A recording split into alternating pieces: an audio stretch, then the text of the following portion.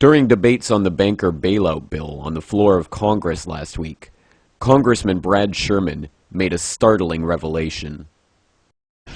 Many of us were told in private conversations that if we voted against this bill on Monday, that the sky would fall, the market would drop 2,000 or 3,000 points the first day, another couple thousand the second day, and a few members were even told that there would be martial law in America if we voted no. Martial law is defined as the rule by military authorities imposed on a civilian population. According to an article in the Army Times last month, the administration's threats of implementing martial law is not idle talk. In this shocking article, the U.S. Army admits they're bringing a combat team back from Iraq to continue their mission in America, and that this combat team will be assigned to NORTHCOM to assist in the event of civil unrest, in crowd control through non-lethal weaponry. This deployment is of course in direct violation of long-standing laws known as Posse Comitatus and the Insurrection Act, which strictly prohibit the U.S. Army from policing American citizens on American soil. While such extraordinary steps toward the open implementation of martial law on the streets of America might seem like the Bush administration's last-ditch effort to keep the public in check while they rob the Treasury of hundreds of billions for their banker friends, it is crucial to understand that this is only the final stage in a careful plan that has been unfolding for decades through both Republican and Democrat administrations.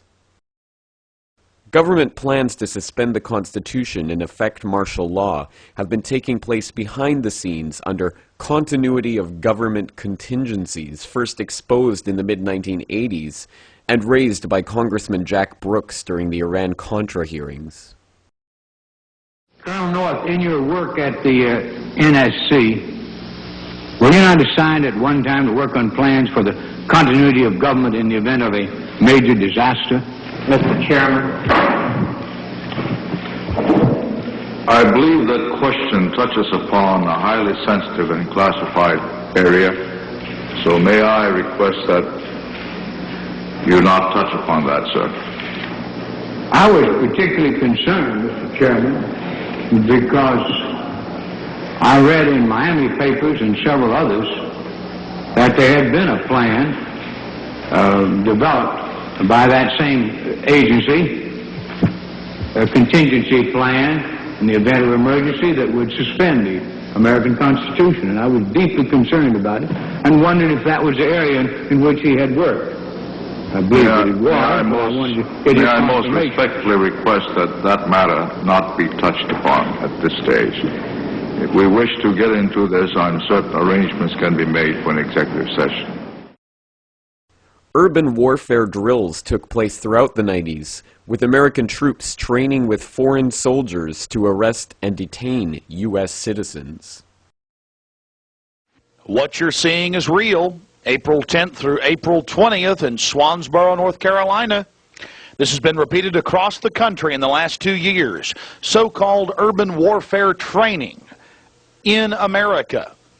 Of course, in the case of Swansboro, they actually pulled people over and searched their vehicles with the local police department. A local listener sent me this video of the Swansboro incident. You see, they take out groups of young officers from across the country in the Marine Corps and teach them that it's okay to go into American towns and cities and take over the city halls and search vehicles. In this training exercise, it became real. They become so arrogant, they just followed their orders and began to search people's vehicles. And as you're about to find out, it's not just the Marines, it's the Army too, in Central Texas. These drills quickly became reality, as in 2005 the National Guard was deployed in the wake of Hurricane Katrina to seize legally held guns from law-abiding citizens against their will and at gunpoint.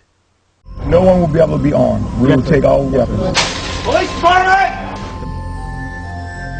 Police Department, everyone home!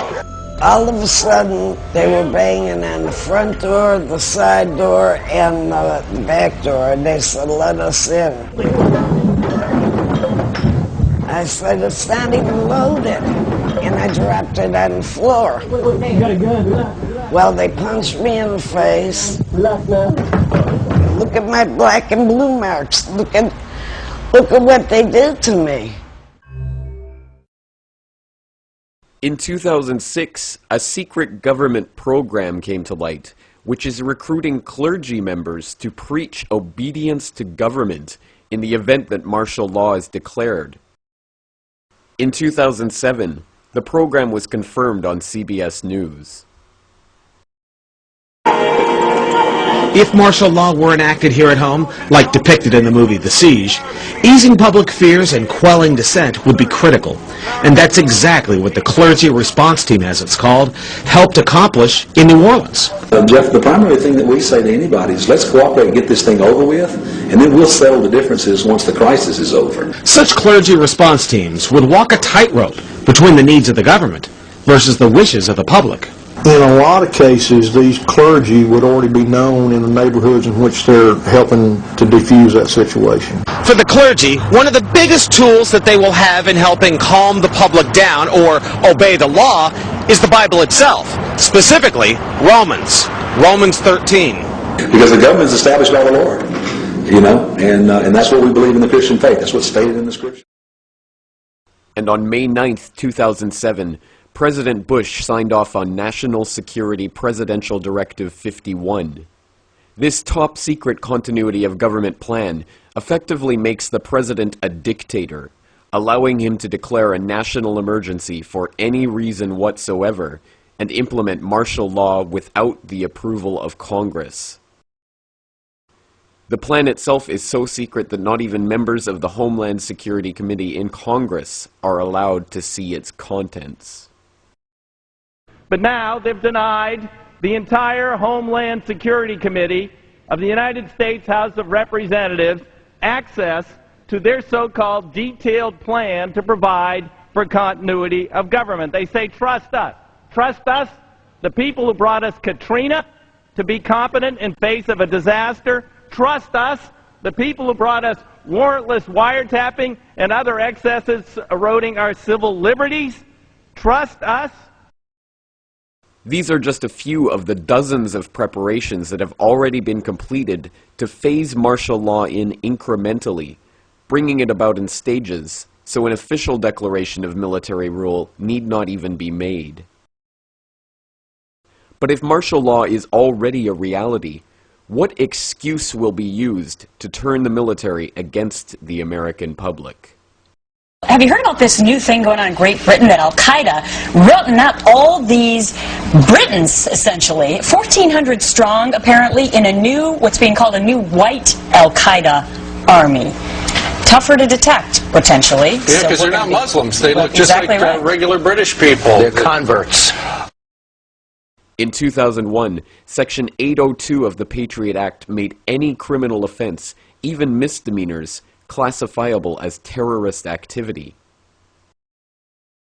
In 2006, the Military Commissions Act gave the executive branch the authority to declare U.S. citizens and residents unlawful enemy combatants and detain them in undisclosed locations indefinitely. And now, H.R. 1955, known as the Violent Radicalization and Homegrown Terrorism Prevention Act, currently awaiting passage by the Senate, will effectively outlaw dissent of the government, even on the internet. It seems the table has been set for those citizens who resist any government decree to be dealt with as terrorists by the U.S. military. And now that the banker bailout bill has been passed despite fierce public outcry, dissent has never been more rife amongst the general population. Every nation in every region now has a decision to make. Either you are with us or you are with the terrorists.